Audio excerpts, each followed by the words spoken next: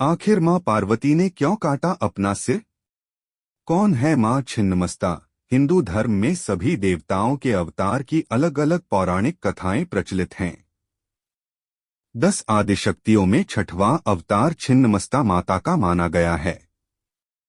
छिन्नमस्ता माता को मां पार्वती का स्वरूप माना जाता है, जो कि काफी उग्र रूप में रहती हैं। छिन्नमस्ता माता के एक हाथ में स्वयं का ही कटा हुआ सिर रखा होता है। मान्यता है कि मां के इस रूप की सच्ची श्रद्धा से उपासना करने से भक्तों की सभी मनोकामनाएं पूर्ण होती हैं। जीवन के सभी कष्टों का निवारण होता है। चलिए जानते हैं मां पार्वती के छिन्नमस्ता माता के स्वरूप की पौराणिक कथा। एक बार मां पार्वती अपनी 2 सहचरियों जया और विजया के साथ भ्रमण पर निकली। इस दौरान माता पार्वती की रास्ते में मंदाकिनी नदी में स्नान करने की इच्छा हुई। मां पार्वती ने अपनी सहचारियों से भी स्नान करने को कहा, परंतु दोनों ने स्नान करने से इनकार कर दिया और कहा कि उनको भूख लग रही है। इस पर माता पार्वती ने उनको कुछ देर आराम करने को कहा और स्नान करने चली गईं। मां काफी देर तक स्नान करती रहीं।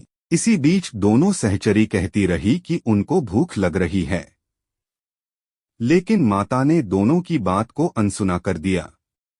इस पर दोनों सहचरियों ने माता से कहा कि मां तो अपने शिशु का पेट भरने के लिए अपना रक्त तक पिला देती है, परंतु आप हमारी भूख के लिए कुछ भी नहीं कर रही हैं।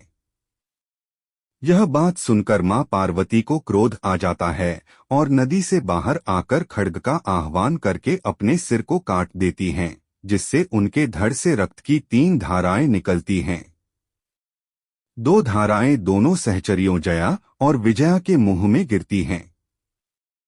तीसरी धारा मां के स्वयं के मुख में गिरती है। इससे सभी देवताओं के बीच कोहराम मच जाता है, जिसके बाद भगवान शिव कबंध का रूप धारण कर देवी के प्रचंड रूप को शांत करते हैं। तब से मां पार्वती के इस रूप को छिन्नमस्ता माता कहा जाने लगा। ऐसी ही मजेदार वीडियो देखने के लिए चैनल को सब्सक्राइब करें।